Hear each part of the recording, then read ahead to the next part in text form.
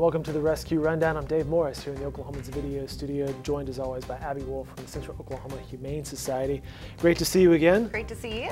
Thanks for stopping in with yet another friend here. We have a fantastic lineup today here. We're going to start with Mowgli, but then we have some of the longest residents at the Central Oklahoma Humane Society to tell you about. And then we're not going to kitten around.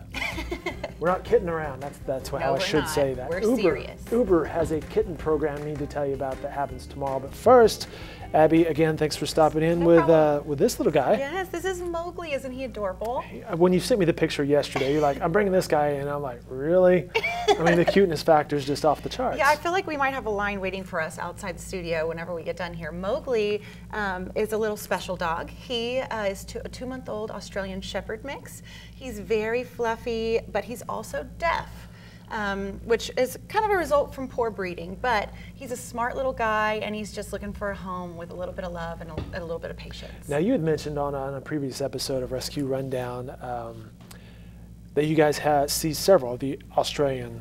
We do. Australian Shepherd is a really Oklahoma familiar breed. It's a cattle dog, so we see a lot of those kinds of breeds in this area of the country, and little Mowgli is no exception. Do you see a lot of deaf dogs? You mentioned it could be a product of improper breeding. Yeah, we do see some, and you know, usually you can tell that they're deaf because they're white with blue eyes. So, they kind of have a pink nose. So if it's white, the blue eye, that could be a telltale sign. It's a sign that would that maybe be in you dogs should get and checked. cats? Yes. So all animals that are kind of albino looking, yeah, usually they have hearing problems. Is that something they get later in life or just right off the bat? Usually it's right off the bat. So little Mowgli here is only 2 months. He's deaf and he will remain deaf. So what do you recommend on a deaf dog? Are there some guidelines that you're looking for a certain owner to adopt or a certain situation perhaps? Absolutely. I think it's best for a deaf dog to go to a home that might have another dog because it's kind of like monkey see, monkey do. It'll help you train that dog a little bit better. But then also just a little bit of patience. You know, potty training is a little bit more difficult. You know, the basic manners will need some work, and it's all through sight and touch. And so a little bit of patience goes a long way. Well, sure. Well, with any animal for that matter. Would you recommend this to be a house dog maybe? Absolutely, yeah. I think Mowgli will live a long life, happy in somebody's family home. So. And how big will he get? Probably about 40 pounds. Okay, so decent size. Yeah, medium-sized dog. You spend a little bit of time with this dog. Good manners? Good manners, definitely. Okay. He's very smart, so I have a feeling he will learn all of his manners very quickly. And is available currently? He is. He's headed back to the adoption center after this. All right, well, you also have some friends there who've been there for a long time. We do. So we have some long-term residents that I would really love to talk about because I know that these dogs and cats are looking for the right family, and we just have to find it. That's our job. So we Quinn. have, yeah, Quinn. Quinn is a long-term resident of ours. He's actually our longest resident. Quinn is pretty much everybody's favorite, even though we try not to say that too much. He is completely deaf and partially blind. Jeez. Yes, he is also a result of poor breeding. What type of mix is this? A leopard Catahoula? A leopard Catahoula mix. It's another cattle dog. Okay. And he has a lot of energy, but he is very, very smart and independent. He has been actually through our Mabel Bassett Correctional Facility program. I had no idea you had a program at Mabel Bassett. Yeah, Tell us about Guardian that. Angels, and this program basically empowers the inmates to teach animals who need a little bit of work on manners or energy, basic commands. And Quinn has actually learned some hand signals to go along with those commands, and we'd be happy. This dog knows sign language. Yes, so we'd be happy to teach whoever wants to meet him some of those hand signals. Wow, and you said Quinn has been with you guys for over 200 days? Over 200 days, and he's now hit a 1 year in rescue. So we really need to find Quinn a home. I know there's a family out there who, you know, deserves to have Quinn, and I know that we'll find it eventually. He's been there long enough. He's making coffee for everybody. Yeah. When they come into the office, he's shutting out the lights. He's like, how's the kids? All right, and Armand.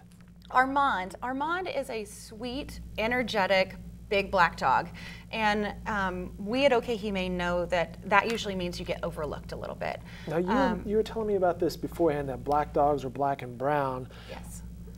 Dogs or cats aren't adopted as much. They are not. What's up with that? You know, they're just overlooked. They're not the white fluffy dogs. They're not the interesting enough looking dogs where the public is just clamoring to adopt them. So we work extra hard to make sure that these big black and brown dogs are paid attention to. So do you slap a special name on them, maybe? We do. Something just crazy to draw attention? Just to give them a chance and let the public know, their good qualities and how they're great pets to adopt. Just like Armand.